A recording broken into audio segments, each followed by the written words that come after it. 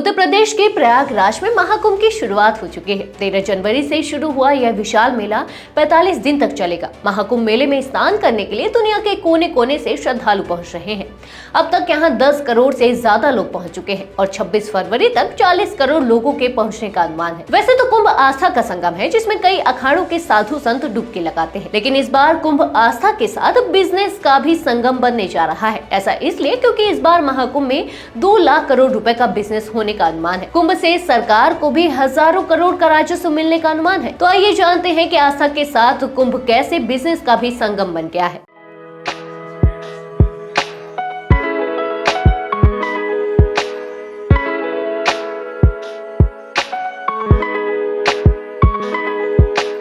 Hello and welcome back to BizBuzz, where you will get all the buzz about the business. एक report के अनुसार इस बार महाकुंभ से 2 लाख करोड़ से ज्यादा का बिजनेस होने की उम्मीद है। इंडस्ट्री के कुछ जानकार 4 लाख करोड़ रुपए से ज्यादा का भी बिजनेस होने की बात कह रहे हैं। एक रिपोर्ट के अनुसार इस बार महाकुंभ से 2 लाख करोड़ से ज्यादा का बिजनेस होने की उम्मीद है। इंडस्ट्री के कुछ जानकार 4 लाख करोड़ रुपए से ज्यादा का भी बिजनेस होने की बात कह रहे हैं।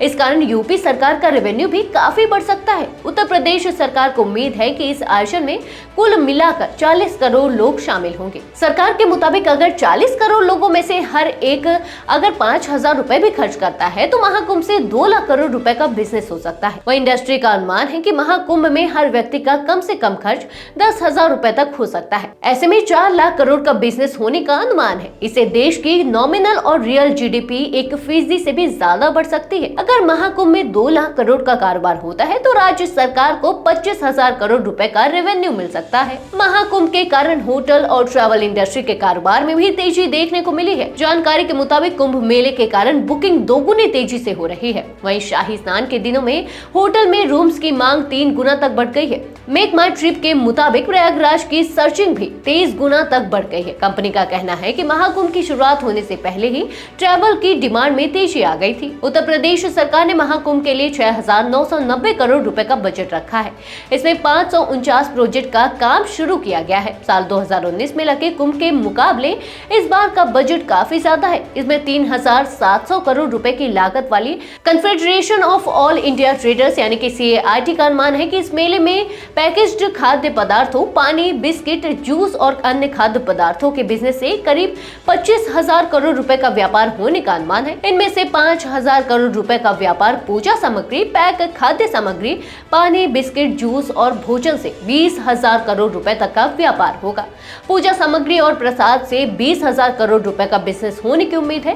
वहीं स्थानीय होटलों, धर्मशालाओं और अस्थायी ठहराव की व्यवस्था से 40,000 करोड़ रुपए के व्यापार की उम्मीद है। इस साल मेले में करीब 1.5 लाख टेंट बनाए गए हैं।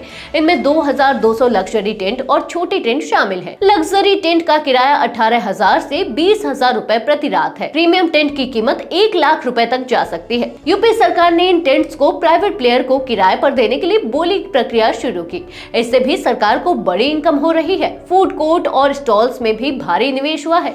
कई बड़े ब्रांड्स जैसे स्टारबक्स, कोका कोला और डोमिनोज इस मेले में अपने आउटलेट्स लगाए हुए हैं। कारोबारियों का मानना है कि वे यहाँ 100 से 200 करोड़ रुपए का कारोबार कर सकते हैं। भारत की कई बड़ी कंपनियां भी इस मेले में शामिल हुई हैं। अनुमान है कि कंपनियां महाकुंभ के कुल बजट का 70% हिस्सा सिर्फ प्रचार में ही खर्च करेंगी। इन 45 दिनों में कंपनियां मार्केटिंग में करीब 3,600 करोड़ रुपए खर्च करेंगी।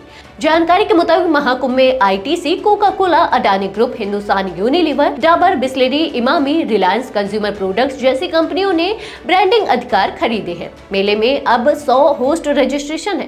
वहीं 7,000 से ज्यादा विक्रेता काम कर रहे हैं। इनमें से 2,000 विक्रेताओं ने डिजिटल पेमेंट के लिए ट्रेनिंग ली है।